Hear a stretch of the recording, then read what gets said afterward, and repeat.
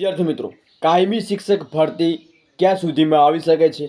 શિક્ષણ મંત્રી મિત્રો, ઉમેદવારો કંટાળતા ગાંધીનગર પહોંચ્યા છે. આંદોલન છે કેટલું સફળ છે, તમામ માહિતી આપવાનું છે. મિત્રો, મહત્વની અપડેટ આપી છે. ટાટ ટેટના ઉમેદવારો છું તો ખાસ તમારા માટે ઇમ્પોર્ટન્ટ અપડેટ છે. શું અપડેટ છે એની વિગતવાર અપડેટ આપવાનું છે. મિત્રો, ટેલિગ્રામ, વોટ્સઅપ ગ્રુપ, ફેસબુક અથવા otherwise social media account join નથી કર્યું, વિડીયો ડિસ્ક્રિપ્શનમાં લિંક મળી જશે, ત્યાં તમે જોઈન પણ કરી શકો છો. તો મિત્રો, આપણે ડિસ્કસ કરીએ. માહિતી થોડી લાંબી થઈ જાય છે, અંત સુધી નિહાળજો. મુખ્યમંત્રી અને અન્ય મંત્રીઓના વાયદા કયા છે? મિત્રો, જ્યારે ભરતીની જે જાહેરાત કરવામાં આવી હતી સરકાર દ્વારા, ત્યારે મિત્રો આપણે એક વિડીયો મૂકેલો હતો, જેમાં ચોખ્ખું તમને એક વિડીયો ઉપર તમને જણાવવામાં આવ્યું હતું કે આ એક આંદોલન બંધ કરવા સારું તે લોલીપોપ છે, જે તમે જોઈ શકો છો. 2 મહિના પહેલાંનો પણ વિડીયો તમે જોઈ શકો છો.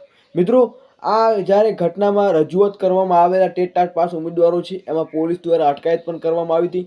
અને ફરી 5 સપ્ટેમ્બર જે શિક્ષક દિવસ હતો ત્યારે મિત્રો પણ કંઈ ના કંઈ અટકાયત છે એ કરવામાં આવી હતી. તો અહીંયા પોલીસ દ્વારા અટકાયતના મામલા પણ સામે આવી રહ્યા છે. તો અગાઉ અપડેટ આપું હતું કે ઉમેદવારો ચેતનભાઈ ધોમડિયાએ જણાવ્યું હતું કે અગાઉ શિક્ષણ મંત્રીએ જણાવ્યું છે કે 15 જૂને કાયમી ભરતી કરીશું. મિત્રો, એમને ચોખ્ખી આપણને જણાવટ કરી હતી કે ભાઈ 15 જૂને કાયમી ભરતી કરીશું, પરંતુ ભરતી ના આવતા આંદોલન કર્યું હતું. આંદોલન પછી મુખ્યમંત્રી અને મંત્રીઓએ 1 સપ્ટેમ્બરની આસપાસ ઉચ્ચતર માધ્યમિક શિક્ષકોની ભરતી શરૂ કરવામાં આવશે એવી ટ્વીટ કરી હતી, પરંતુ આ ટ્વીટને કોઈ પણ પ્રકારનું ધ્યાનમાં લેવામાં આવી નથી રહ્યું. ઋતિકેશભાઈ પણ દિવાળી બાદ આ ભરતીનું કરવામાં આવ્યું હતું અને દિવાળી પહેલાં પ્રોસેસ પૂર્ણ થશે એવું જણાવ્યું હતું, પરંતુ અહીંયા સરકાર દ્વારા કોઈ પણ પ્રકારનો નિર્ણય લેવામાં આવ્યો નથી. તમે જોઈ રહ્યા છો, સ્ક્રીન ઉપર તમને ફોટો પણ આપ્યો છે.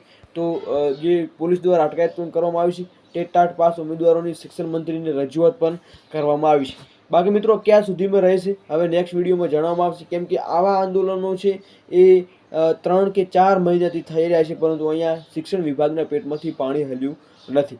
હવે શિક્ષણ મંત્રી શું નિર્ણય લે છે નેક્સ્ટ વિડીયોમાં જણાવવામાં આવશે. ત્યાં સુધી જય હિન્દ, જય સંવિધાન.